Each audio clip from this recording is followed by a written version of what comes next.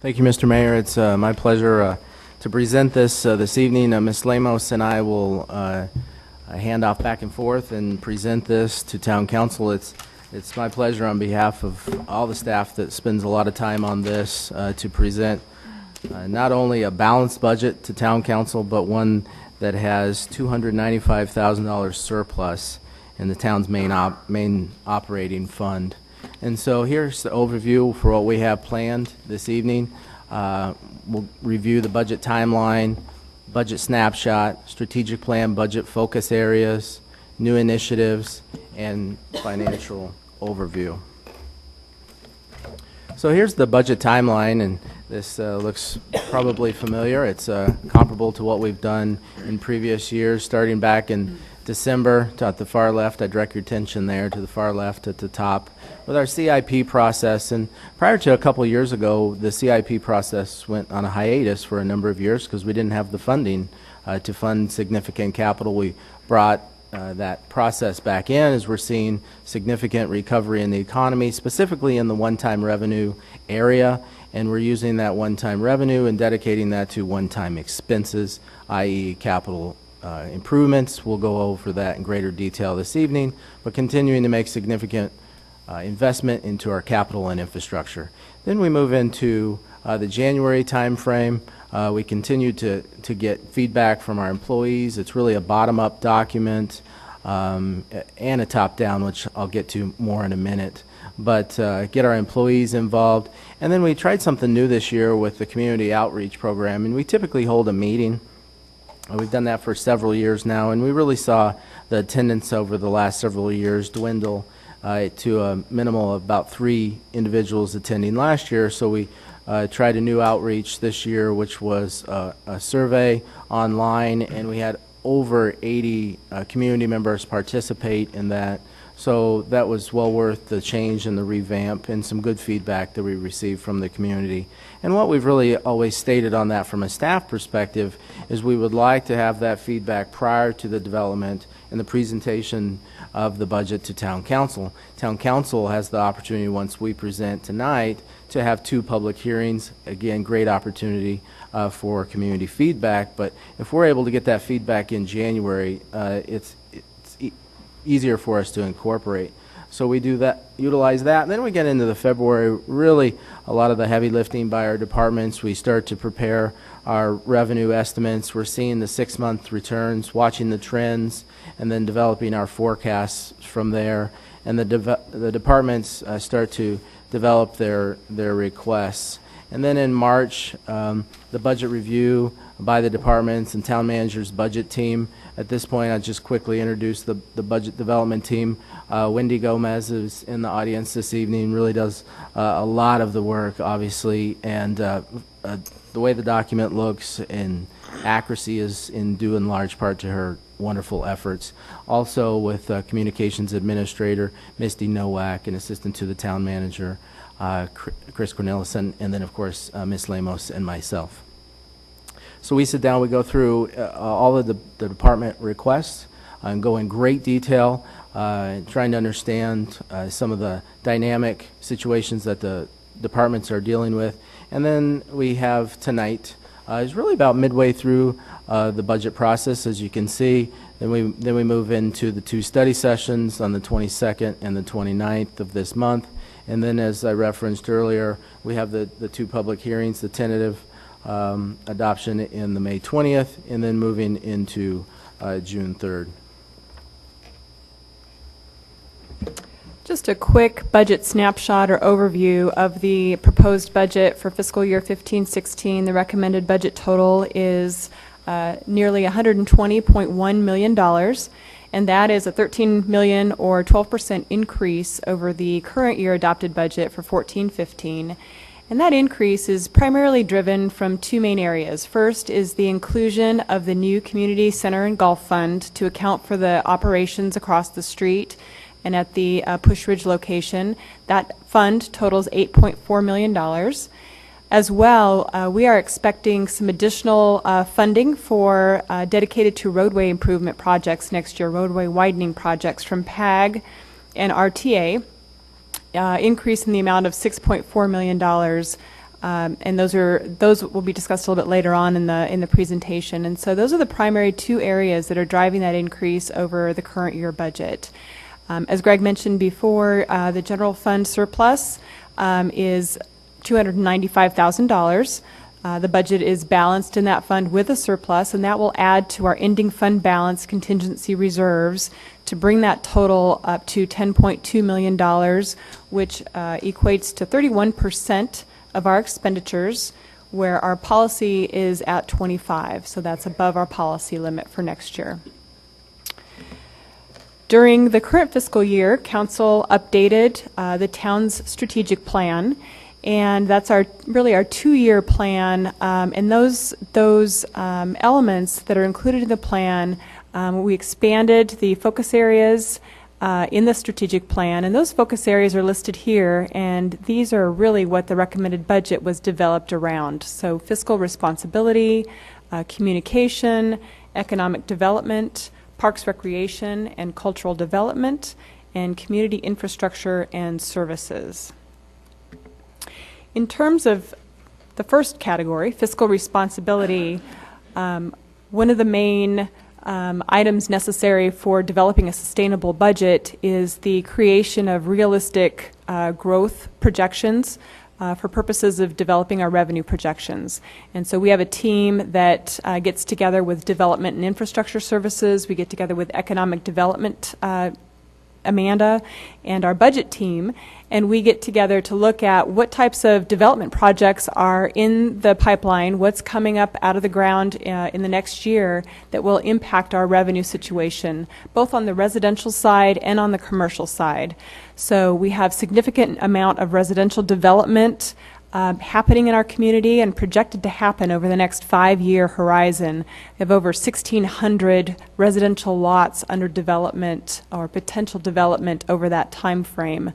So based on those projections, we are estimating that we will issue 200 single-family residential permits for next year. That's the same amount that we budgeted in the current year budget.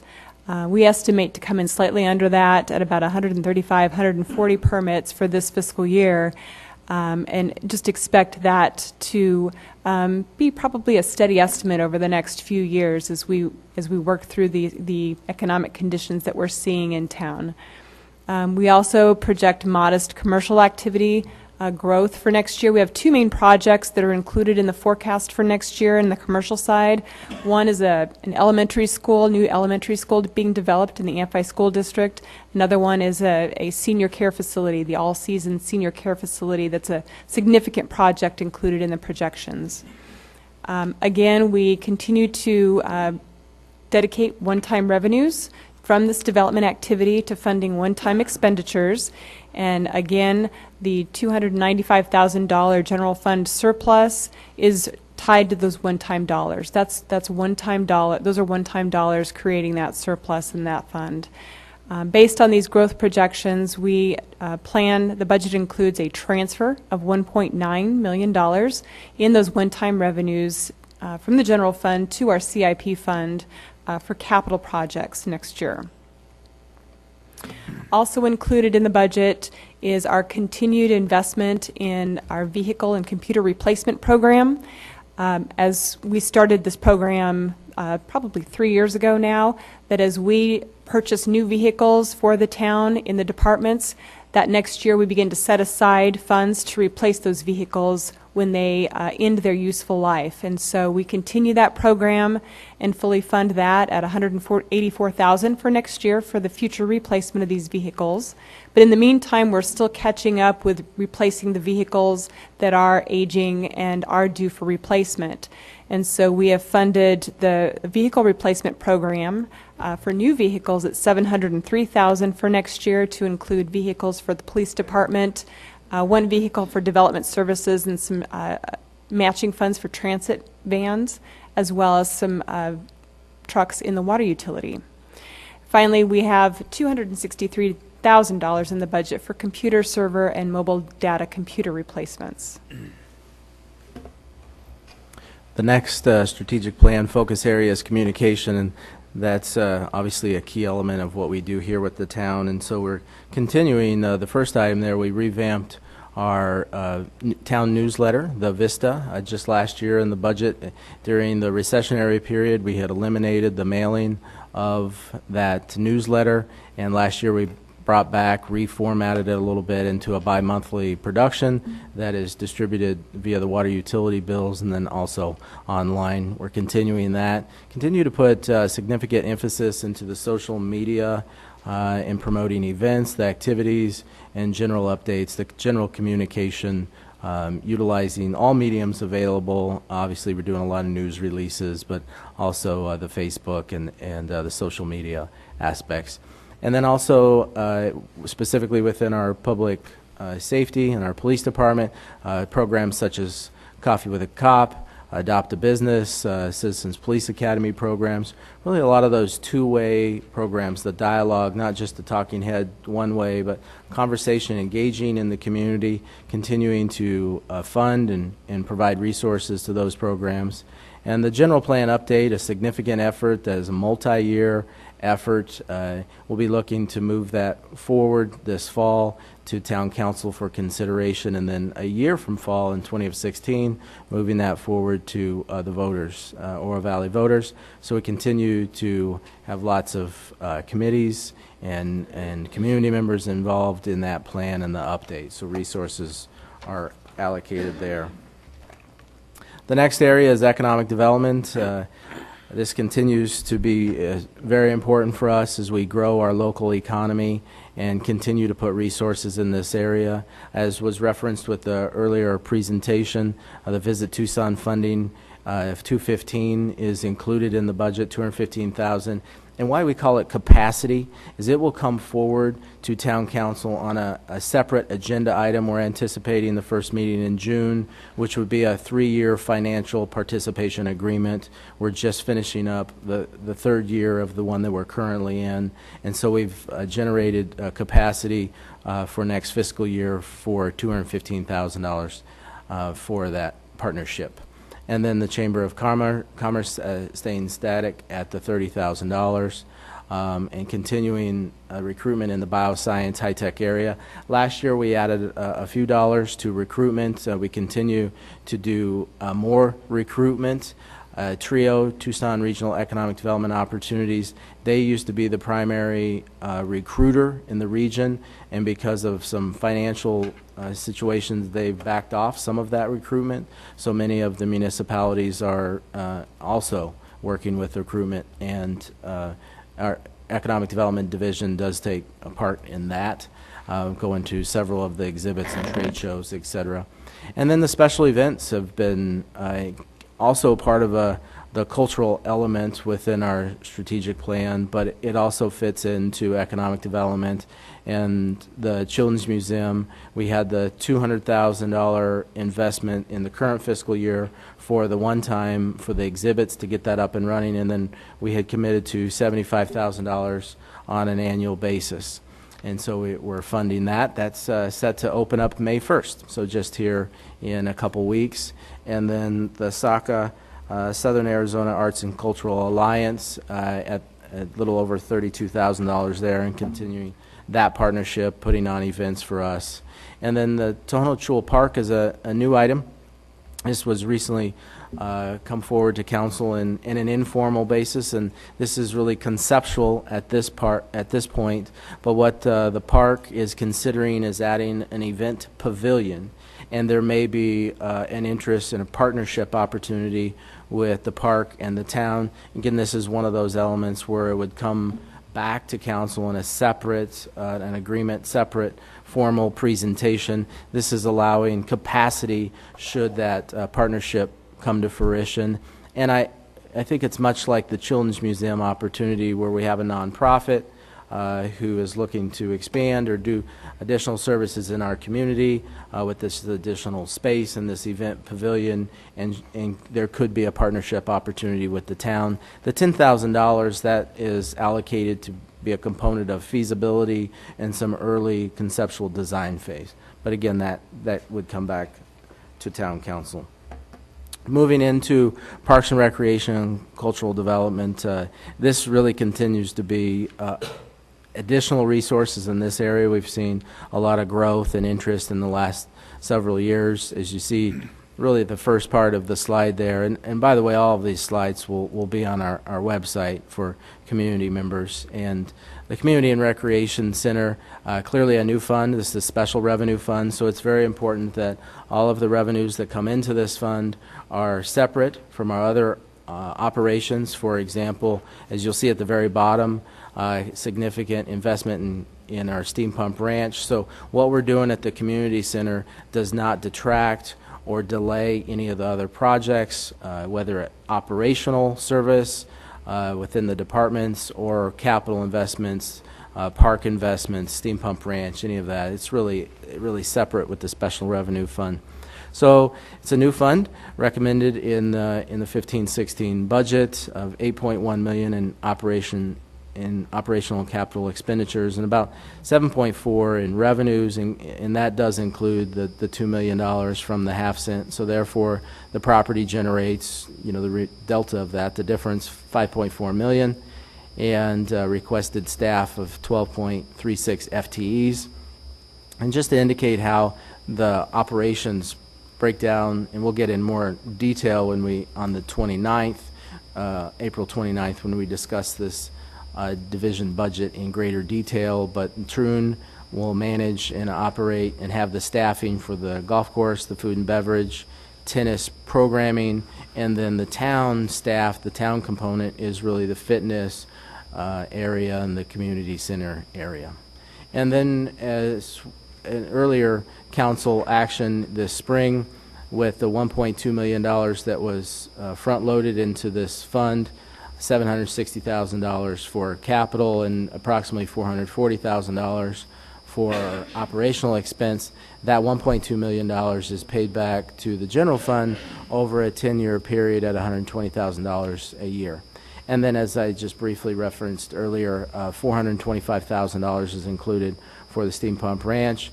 Over the last several years, we've continued to invest in that facility. In the current year with doing the cover, for example, and this includes some stabilization. We'll get in greater detail later on, but some stabilization and some other important projects on the site. Just continuing on in this focus area, there's $270,000 in some other improvements, archery out at Naranjo Park for $15,000, Honeybee Canyon Park signage for $15,000, and then some ramada, a large ramada at Naranjo Park. We've got the beautiful park open out there, and it's very recognized that we need some shade, and so we'll continue to add to this park over time. And then the park, some parking lot lighting down the aquatic center. This is in conjunction with the new parking lot that we just did, and Town Council authorized approximately $280,000 for about 200 spaces, which has been a great relief to the facility and really the whole park, because what we found is that when there was events going on or people in the aquatic center and then on the fields, there was not adequate parking at one of our largest parks. And so next year we will add lighting for that facility.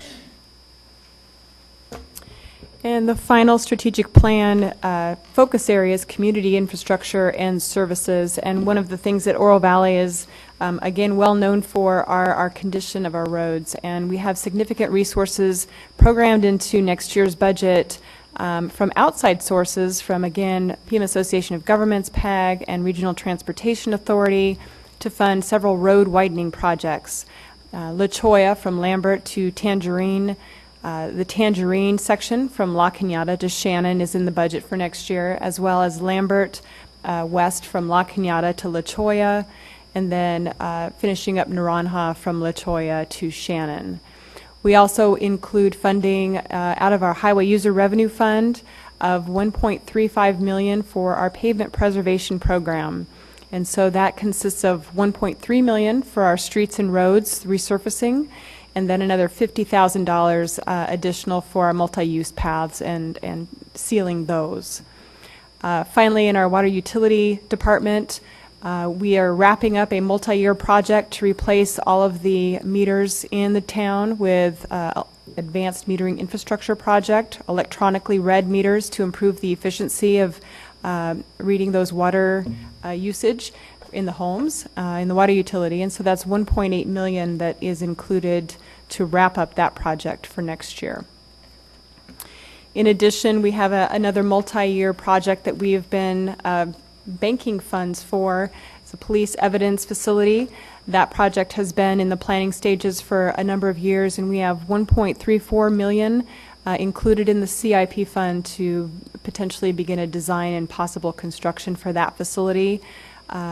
Also, we have in our community recreation center fund, we have $1.1 million in the budget for improvements to include ADA improvements, interior and exterior, aesthetic improvements with painting, carpeting, and some golf course improvements. That consists of really rollover of current year dollars, the $760,000 that was authorized last month for improvements over there. We expect to roll over the majority of those funds into next year's budget and add to that another roughly $350,000 for those improvements next year. Finally, we have $284,000 included as requested funding from the RTA to build a multi-use path along Palisades Road to benefit the residents in that neighborhood for next year. That wraps up the strategic plan focus areas, and so then we thought also there's a clear variety of other new initiatives, but here are some highlights. Just wanted to highlight some new initiatives. In the current fiscal year, we tried a pilot program of overseeding our fields at Riverfront Park. We'd been hearing for a few years from our users that the heavy use is in the winter when the grass is dormant, and was there an opportunity to go ahead and overseed that? And we did. It looked absolutely beautiful, and so we will continue the overseeding for Riverfront Park, and then we will expand the overseeding into Naranja Park. So that makes a lot of sense because Naranja is our only park on reclaimed water. We extended those lines with the capital improvement project of the $2.3 million, so we'll have those two parks on overseeding and look really nice throughout the winter months. And as was referenced earlier, they're getting a lot of play, and so there'll be really nice fields in the winter. Also, speaking of pilot programs, we're going to try a pilot. We recommend a pilot program for next year within our park maintenance division. We just recently had 2 positions vacated, and we thought there could be an opportunity to take those dollars, those full-time FTE benefited positions, take that funding and outsource some park maintenance and compare how the private could compare to what we provide internally. It's approximately about $100,000 with 2 positions with benefits and everything. So we've decreased 2 full-time benefited positions in that area and then allocated those dollars to a contract. And what we'll do is assign a private company a park. And so we're going to assign them Riverfront Park to really compare how that looks to our other parks. We'll try it for a year and see how it works. And then from there, either potentially expand or go back to the way it has been. And then the last item up here is add an additional Arizona Department of Corrections ADC crew. We tried this for the last several years and have really been pleased with the results.